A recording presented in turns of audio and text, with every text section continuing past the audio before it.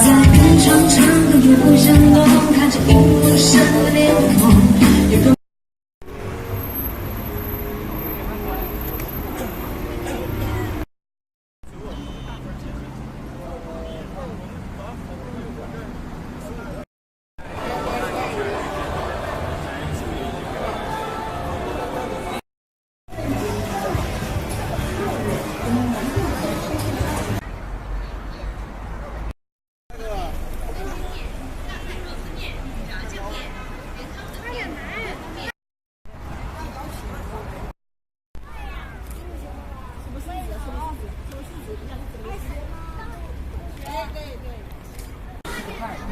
要过桥，它要过，它是从长江大桥上面，看到没有？长江大桥有一层是走。哎。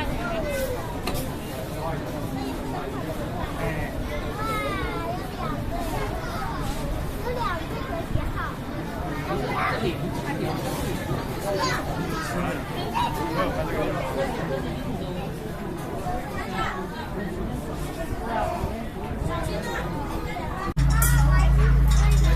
大队。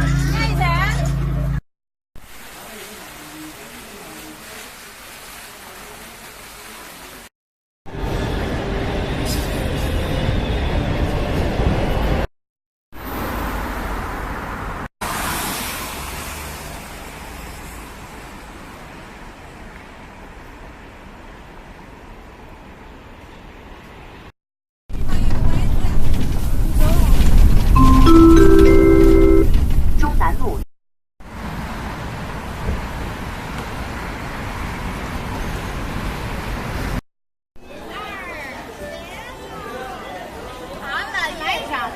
好几张才可以免。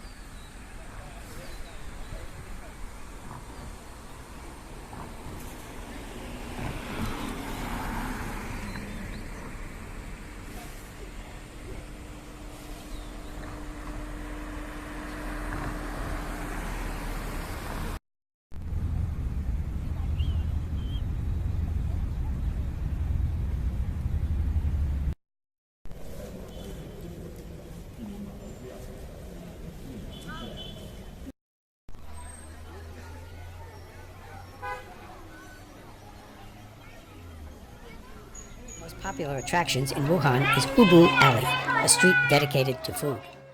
Put aside your Western palate and join me as we explore a most exotic, colorful banquet of incredible taste and variety. There are some things to know about Chinese cuisine in general. The Chinese tend to purchase their groceries for consumption the same day and don't typically go shopping for the week as we tend to do in the West. The implement of choice in the Chinese kitchen is the wok, which is used for frying and sometimes for boiling. Steamed food is also very popular. Ovens are rarely used. I visited the apartment of a Chinese friend of mine, and her oven was used to store pots and pans, not for cooking. In terms of spices, there is a pretty large divide between East and West. The Chinese use a lot of garlic, chili powder, pepper, cinnamon, ginger, and cumin.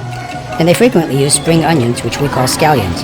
But they don't tend to use much in the way of herbs like parsley, sage, rosemary, thyme, oregano, and so forth. If parsley is used as a garnish, it will almost always be fresh and not dried.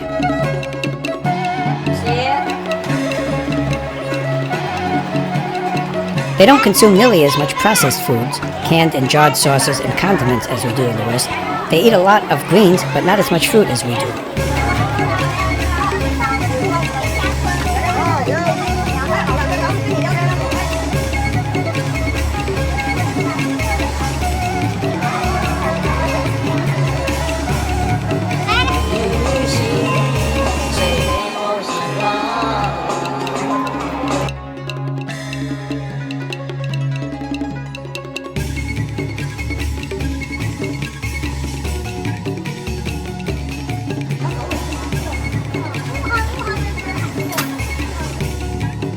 Both China and the West consume fish of many kinds. However, freshwater fish tends to be more common in China than in the West. Dried fish is quite common in China, but not in the West, where we tend to favor smoked and salted fish.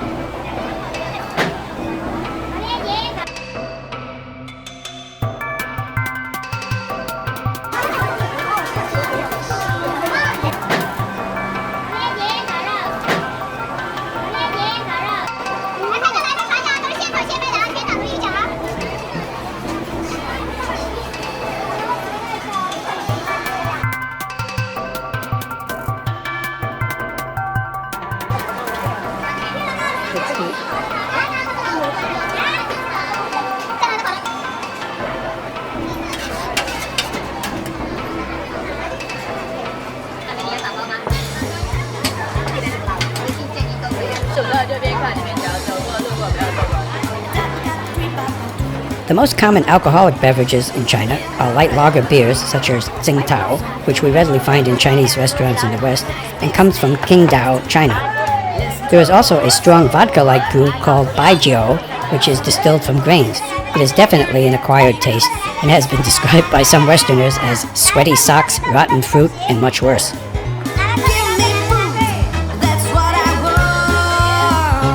You'll see very little cash change hands in Wu Alley, and quite frankly, throughout most of China. Most of the payments are handled with cell phones and QR codes shown here next to the food.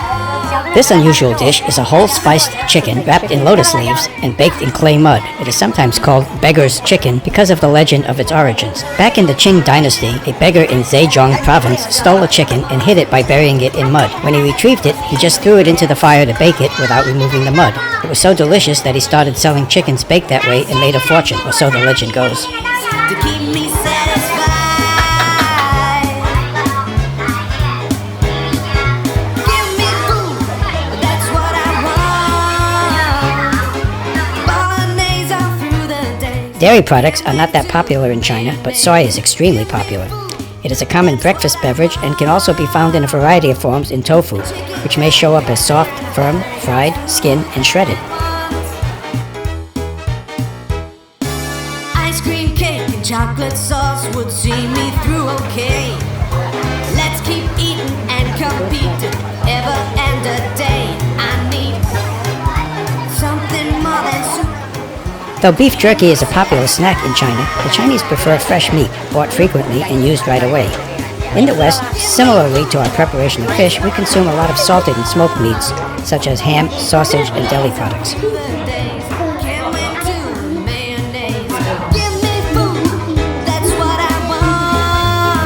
Yes, it should come as no surprise that the Chinese consume a lot of tea. However, they don't share our addiction to coffee. I did see a huge number of Starbucks, however, and the prices in Starbucks I thought rather high. In Chinese medicine, foods are categorized as hot and cold, but not in the way that we think in the West of those terms. Hot and warm foods are those that bring heat to our bodies. They might include beef, coffee, ginger, hot chilies, and fried food. On the other hand, cold and cool foods cool down our bodies. These would include salad, green tea, and beer. Neutral foods would include oil, rice, pork, and most fish. Soy sauce is ubiquitous and in almost all dishes. It comes in light, dark, strong, and delicate.